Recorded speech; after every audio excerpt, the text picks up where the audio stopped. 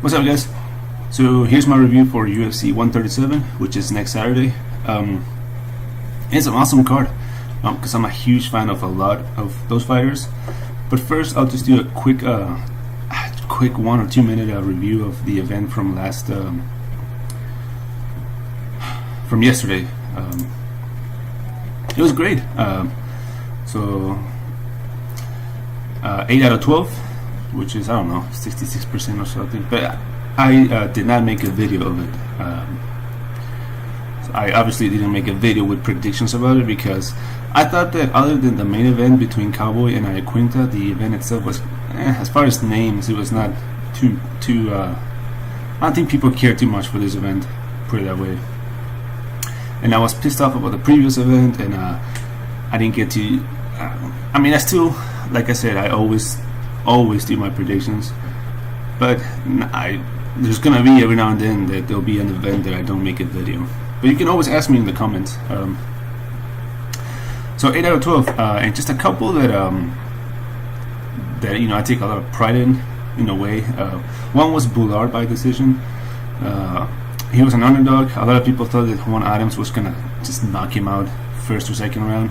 I always thought that if Bullard used his wrestling, which he only did twice, in both times, like he only went for a single leg takedown twice.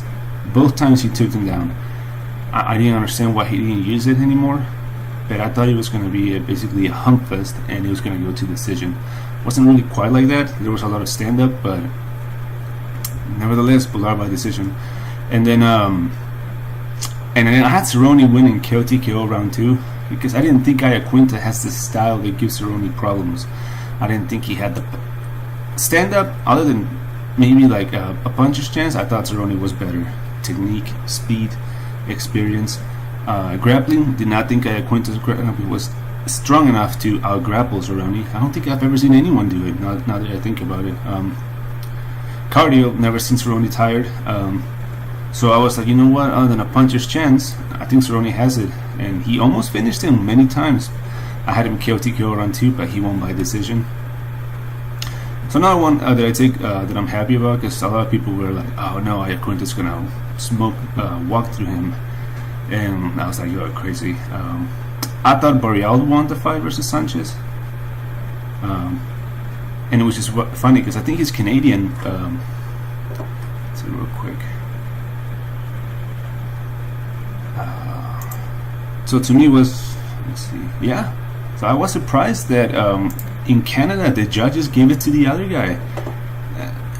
It was crazy. I guess even in Canada, judges don't pull against, because in Brazil judges pull for the Brazilian, Russia judges pull for the Russians. But no, I was surprised for that one. But yeah, 8 out of 12. So yeah, great. Not amazing, but for sure great night of predictions. Alright, so now let's go to the ones for this Saturday. And I'll start with the main event, like I always do. I said before, normally I don't cover women's MMA because the unpredictability, but I did say that I will when it's main events, co-main events, title fights, or even if it's in the main card, I'll probably talk about it, even if... So I have Rose Namajunas by decision. When the fight was first announced, I thought that...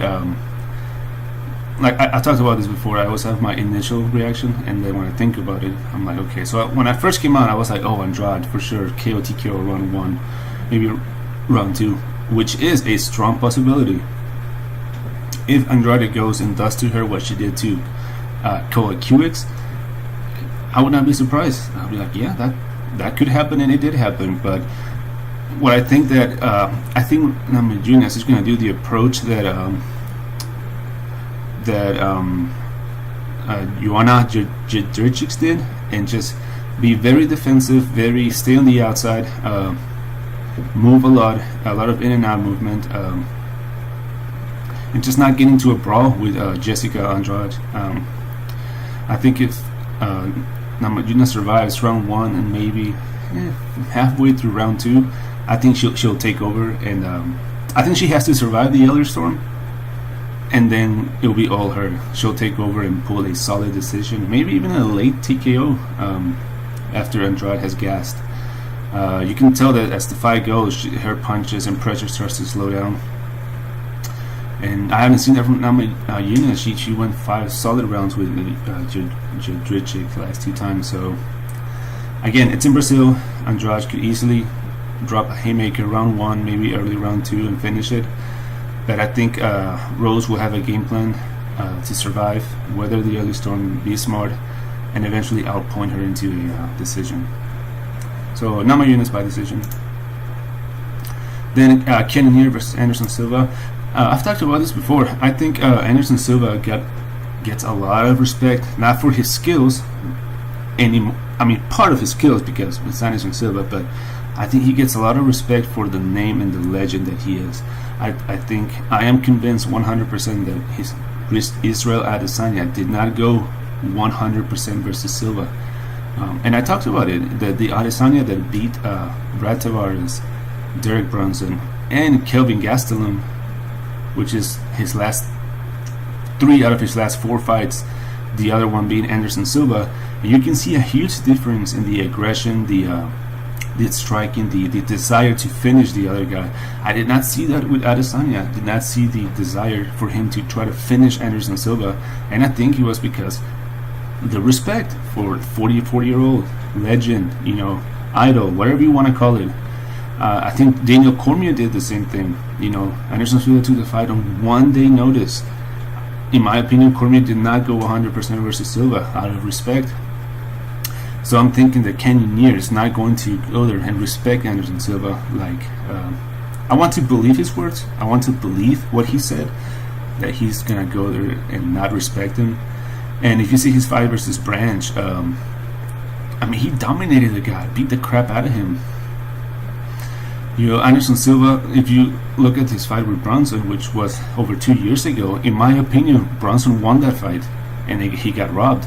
So to me, that's 4 in a row to Silva. Obviously, Adesanya and Cormier, no shame in that one. But the one with Brunson, like I said, I think Brunson got robbed. And then the one with Nick Diaz, on that one I remember, I thought Anderson Silva was going to smoke him, and no, Diaz did pretty well. So I'm thinking, coming from light heavyweight, being the much bigger, much stronger guy, and Anderson Silva not being the faster guy anymore, not having true one-punch knockout power, not being an amazing grappler, it's all going to come down to what Cannonier wants to do. And if he goes out there and barely puts up a fight, he will lose the decision.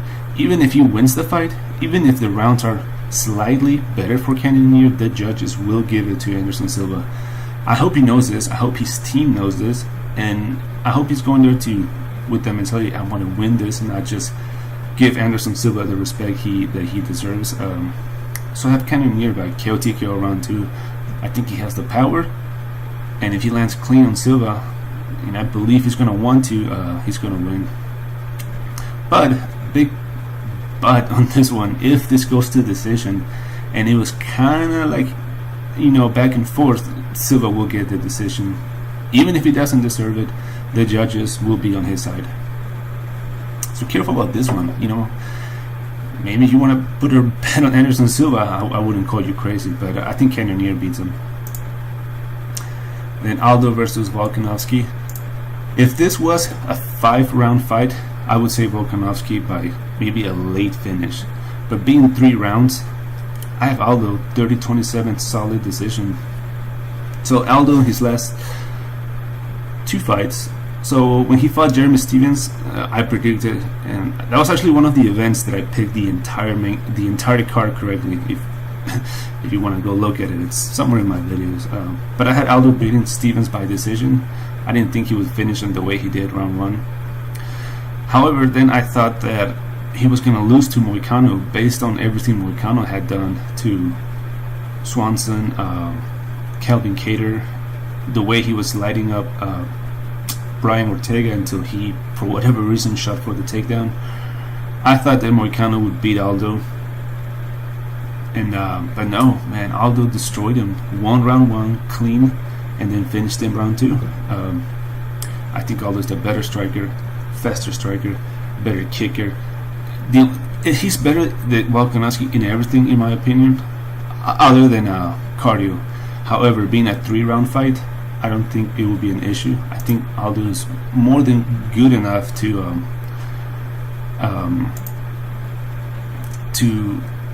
do well on a 3-round fight. I don't think he will gas. I don't think cardio will be an issue. And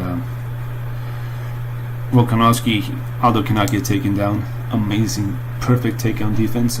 So that would not be an issue. This would be a stand-up fight. Does Volkanovski deserve a puncher's chance? Absolutely. But I don't think he will outstrike Aldo, and as the whole fight. It's either he lands a punch that knocks him out, or Aldo outstrikes him and pulls a, like I said, 30-27 decision. So Aldo by decision. And then Thiago Alves versus Staropoli. Again, similar to Aldo and Volkanovski, Alves complete 30-27 decision. I don't give him. I wanted to pick KO TKO, but Alves hasn't done that in years. It's been decisions. Even fights that he was dominating, like the one with Cote, the one years ago with Martin Campbell. I'm talking years ago on that one, but the fights that he wins on the stand-up, he doesn't really. I mean, he's finished. He's had finishes. I'm not saying he doesn't. He could very well finish the guy with the kick, but I think it's more safe to say he'll go to decision. Staropoli is just a brawler. That's it. And there's no way somebody that brawls like he does, which is just left, right of looping, slow, circular punches, can be such a technical striker like Alves. I want to talk about Alves' last fight. When Alves fought Griffin, which he won, I didn't watch it when it happened, but I read the comments and people were saying that it was a complete total robbery, and I was like, oh sure, whatever. But then I watched it, and then just a few days ago, and it was not what I imagined. See, I imagined based on the comments that Griffin steamrolled through him, and there was no way that it was the robbery of the year. But no, I have to disagree. So round 1, yes, 100% Griffin, no questions. I dropped him twice, outstriked him. Round 2, 100% Alves, had him hurt, was landing body kicks. You could tell Griffin was hurt. He was backing up. He was about, a few more punches, he could have easily dropped him. And then round 3, Alves was doing better in the stand-up, but then Griffin took him down and controlled him on the ground. Didn't do damage though. So like the first minute of the third round, maybe a little over a minute, was Alves doing better in the stand-up. Then Griffin controlled him on the ground for most of the fight, and then like the last, I think 40 seconds of the fight, again Alves gets up and does better in the stand-up. So while I can certainly see that it should have been 29-28 for Griffin, at the same time, being in Brazil and the judges and just the way how Griffin didn't do much on the ground, I'm not too blown away that Alves got it. But yeah, Alves by solid decision, maybe possibly a finish, but like I said, I'm not going with the finish because he just hasn't showed it lately. So, but Alves by decision, solid decision. Then I have Ronaldo versus Diego Ferreira. So I have Ronaldo by KO TKO round 2. I am not impressed with Ferreira's stand-up. His punches are slow. He's not a one-punch knockout artist. Even though it's a decent stand-up, there's nothing special about it. Nothing that Ronaldo hasn't seen before. As a matter of fact, Ronaldo has seen pretty great strikers with. Let's see. No, doesn't count, right? But the one he lost to Vic, he was doing very well. Dominated Miller. Getting submitted by Kevin Lee, no shame in that. Beat Paul Felder. It was a stoppage by the guy, but he's beat Medeiros. And just when you compare his striking versus Dunham and what Ferreira did to Kabalov,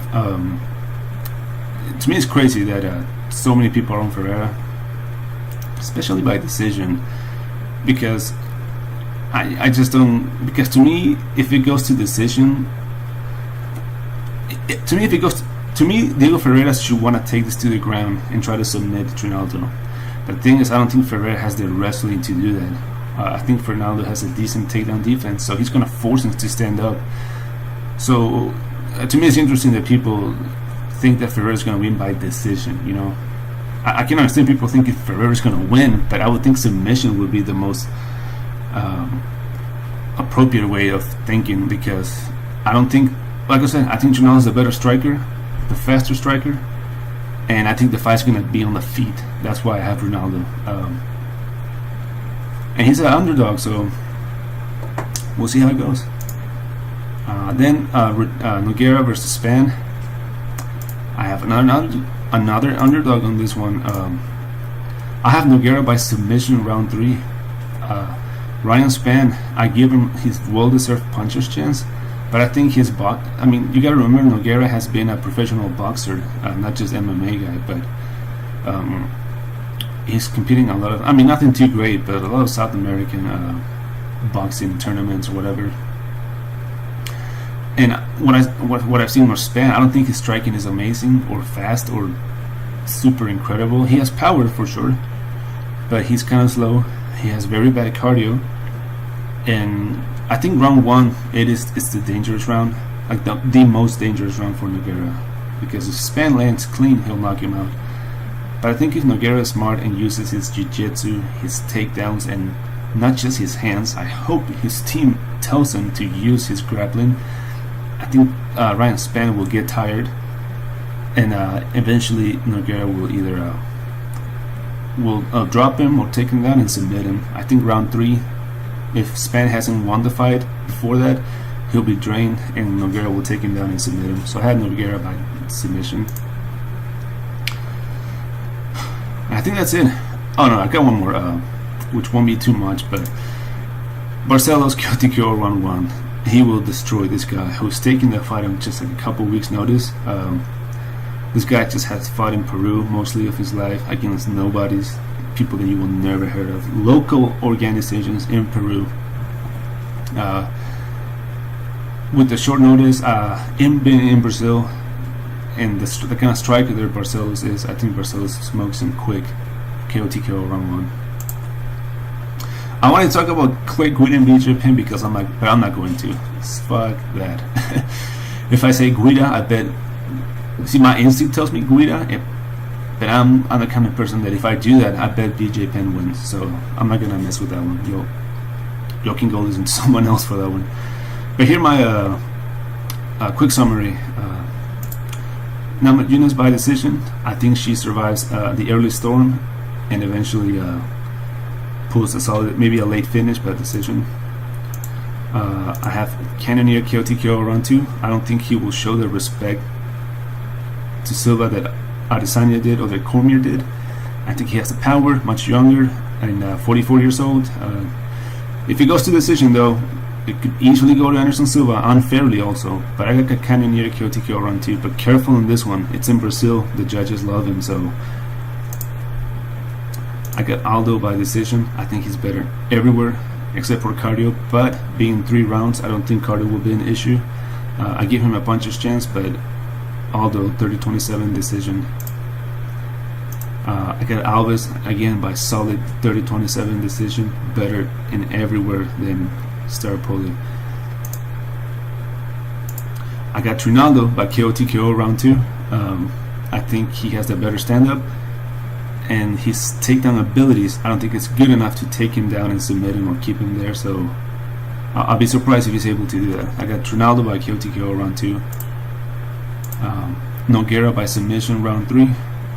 However, it could easily end round 1 knockout for Spann, because he has power, but other than that, I'm not impressed by anything else. So Nogueira submission round 3. And Barcelos Kyotikyo round 1 steamroll domination. Alright guys, have a good one.